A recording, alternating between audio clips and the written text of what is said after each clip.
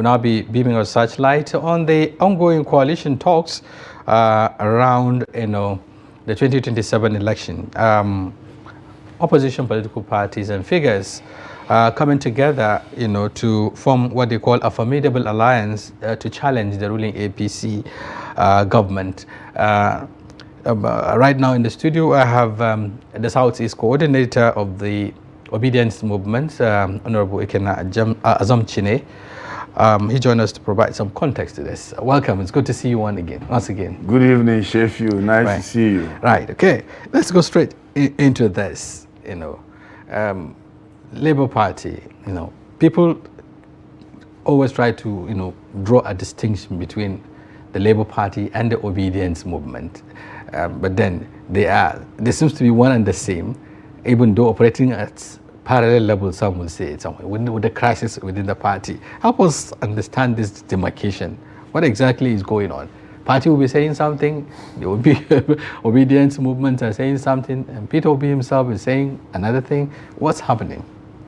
Well, it's very clear that the Obidients Movement is trying to pull itself, and galvanize itself out of the Labour Party. We have never been Labour Party. Yeah, you have block of Obidients who are loyal to the Labour Party. And then you have some of them who are loyal to the PDP and even the APC. I sat down today with an Obidient from Bauchi who told me that, look, I'm not happy with the APC, but I need to remain there to be able to be talking to the Obidients that are being convinced. So we have a whole lot of work on our plates. Yeah. Obidients Movement is not Labour Party. Right. In respect to the Labour Party, for instance, where does your allegiance belong? Is it the Aburi-led faction or the Nenadi Usman-led faction? Or even the, Lamidi faction? Where exactly? Well, let me make something very clear here. His Excellency Peter Obi said, if he's to run today, he will run under Labour Party. He's still in Labour Party. But he has not said he will run with Labour Party. He is negotiating. Talking is good. If you need to pull people to your side, you need to talk to those people, isn't it? Peter Obi is a smart man. We are not going to waste our time looking at Peter Obi's discussions. He will end up coming to tell the Obidient Network what to do. So for the Obidient Network, we don't have the resources to go and start delving into Labour Party affairs. Peter Obi will come strong and direct the Obidient Movement. But wouldn't that be the, confusing, so to speak? Because if he said he's going to run under the Labour Party platform, and then at the same time talking with like minds to form a united front, even shopping for a political party or a platform to, champion these negotiations, or to a vehicle to take the next, the arrangement to the next level. Don't you think even the Obidients themselves will find it difficult to understand where the position is? I want you guys to leave Obidients alone. Why do I say that? When the APC came, CPC, ACN, all these guys came together. Yeah. One of the chairmen even said they brought intruders from different countries to come and fight. So they had their structures they came in with. Why do you people want us to lay all our chiefs? Let me tell you something. Write it down today. Even your police officers, your soldiers, all of them have turned obedient too. Their children are not well fed. Like you didn't get like you didn't get the question right. I got your question. Yeah, I'm trying to tell you how serious the issues are. Yeah, you're not that Obedience movement should be left alone. Obedience are in PDP, Obedience in Labour Party, Obedience are in ADC. What something is. Obedient Network, the umbrella is too big. So what you are saying invariably is that either way, if Peter Obi is going to run under the platform of the Labour Party, you will remain there in spite of the crisis, perhaps also anticipating that the crisis may be resolved before 2027. Again, if he's pulling out, like we are beginning to see him, talking with his former boss, talking about his former presidential candidate Atiku Abubakar and so on, you also move with him wherever he is going? Because I've also realized that you have a position, that it is either presidency or nothing. Talk to us about that. Sure. I pray that Peter Obi carries 3 backpacks. You know, when a child is going to school, they carry only 1 backpack. It contains all the food. But Peter Obi is going to have to carry a lot of bags. He might have to carry Abure's bag. If finally Abure understands that he is losing it out. Araba and Bianco, they are all some agents waiting for discussions. At the end of the day, I pray Peter Obi will carry these 3 bags of Labour Party. Because he can't carry only one. Leonard Usman is the official, legitimate Labour Party that, if you allow me to say today, is where I think Peter Obi will go. But the prayer of the Obidients Movement, because you still have Obidients who are locked up in their Abure camp, telling us to calm down. Hey, don't say, we are toning the things down now. Let the strategist, the man with intelligent Peter Obi, the intelligent Peter Obi to come and tell us. Even though, you know, he and the Abia State, Alex Oti, the Governor Alex Oti, together, you know, came up with the Nenadi Usman-led caretaker committee. As it stands today, INEC did not recognize that arrangement in spite of the court, you know, pronouncement. The names of the Abure and his team is still what is with INEC. So how do you think this can be resolved going forward? Or is it that the Labour Party will continue to remain in crisis like the PDP is over, you know, without a clear direction? You know, the negotiation with the coalition has also to involve with INEC. We are looking at the INEC that should be dissected. INEC has to be dissected. I don't know when the president is planning to do that, but that's another job for the Obidients Movement and all the support groups. We need to unbundle INEC. INEC has to be restructured, and it has to start now, because INEC will have to give us the good results this time, because men will mount. Everybody will mount on their polling units across the north, across the southeast. You rightly introduced me now. You said the coordinator of the southeast. We are going to be working because the southeast must have peace. We must make sure that our votes are counted and captured in the southeast obediently.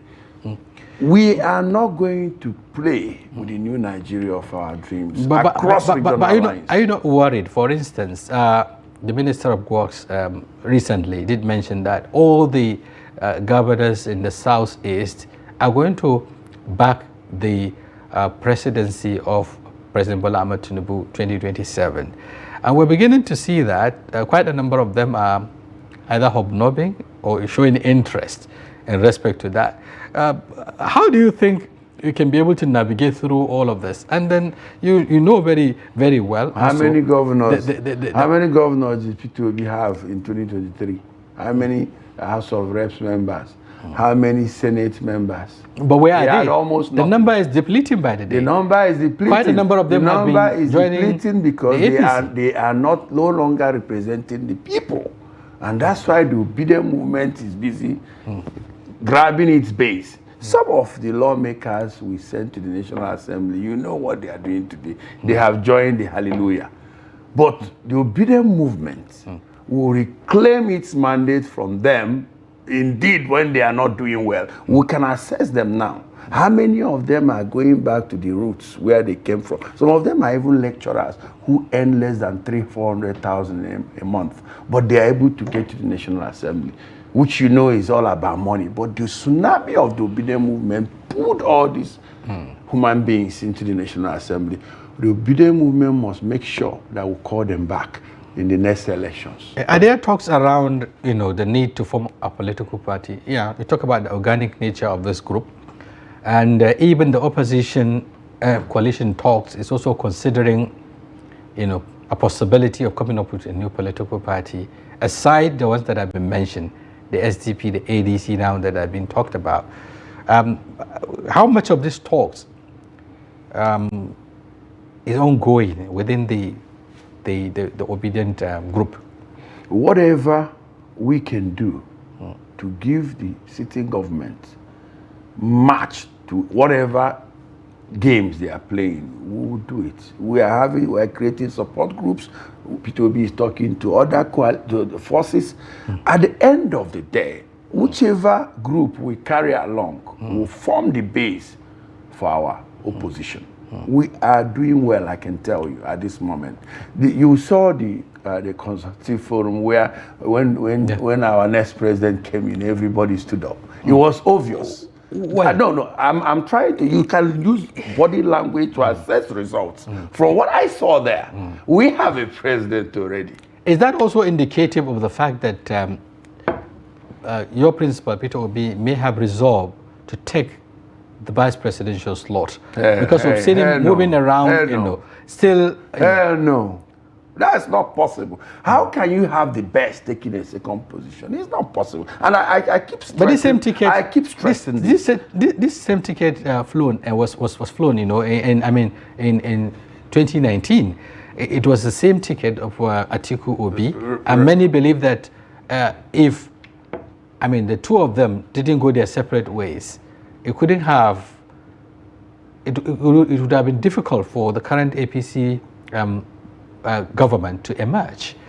Looking at the numbers, for instance, they're talking about 6 million plus, and then talking about 7 million plus or so. Put together, you have 13 million. And then the EPC government, a president, just garnered something around 7 million thereabouts. So what are we? Is it to say that the two parties or the two camps have realized the mistake and that coming back together to run under the same kind of ticket?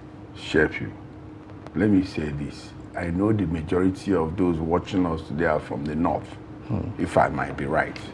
No, it's a national television. Okay, but I know Daily Trust. I watch, I see those interests. Buhari, the president of Nigeria that was their former, Yaisha Karatakos. Spent 8 years, You can translate. Yeah, go ahead. Yaisha Karatakwasko, a ticket in Arewa. Okay. He ran it and he completed his 8 years. Then the ticket was to go to the southeast. First of all, there was an outcry, which finally we say, okay, for the peace of the country. He wanted it macro zone, but in the end, the PDP made it open. Let's leave the PDP. We are talking about across parties. Now we are talking about the Nigerian state and how things should normally be done. But you know that this rotation, so to speak, is unconstitutional. Yeah, but it's practiced. Agreement. It is practiced. Let us be honest to ourselves here, because I came here having the clear mind that I'm going to talk to Nigerians, and you would allow me to speak to Nigerians. What I want to say is that after 4 years of Bola Ahmed Tinubu, there will be a need to assess the government of Bola Ahmed Tinubu by Nigerians. And we are telling Nigerians. And decide whether to give it a new mandate or to bring it. The assessment will be very wise, especially for all of us who are from the northern part of Nigeria, because assessing Bola Ahmed Tinubu is important for our next 4 years. If we say that Bola Ahmed Tinubu has done well, then let's give him another 4 years to continue. But if we have agreed collectively that all of us now are starving and not eating well, I think the interest of the Nigerian people is to make sure we educate our people to go to the next person who is from the south, and that's Peter Obi. Okay, in that case, again, there could be some issues around, because you've already have 4 years, that is by the time this administration, finishes first term.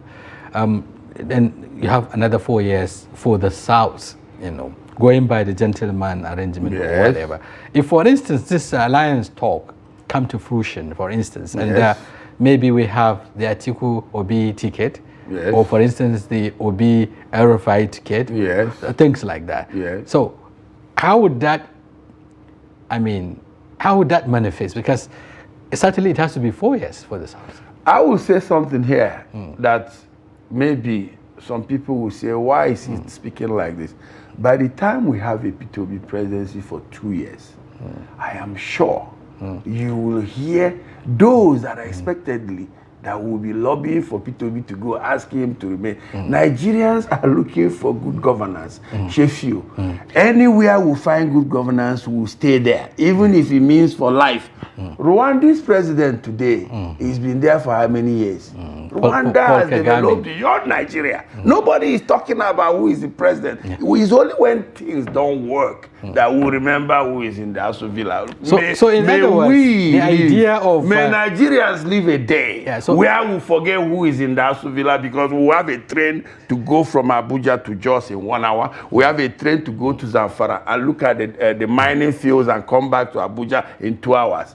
That is what so in other words, you are also at home, with that arrangement that, he could be backed to serve the remaining 4 years of the South, and then the power returns to the North. Yes, sure. I understand that is the right thing to do. But like the Nigerians will tell you, it's out of frustration that we are looking at these permutations. We have to look at the competence, credibility, and what is expected of a leader, not the region, please. Right, okay. Thank you very much for giving us more insight on this. We appreciate you despite the short notice. It's always my pleasure to come and talk to us so that we can use our brains. Right. Okay, Ikenna Azomchime, the South East coordinator of the Obidients Movement, giving us more insight on these alliance talks and what it means for the group and, of course, Nigeria in general. Thank you once again for coming on the show.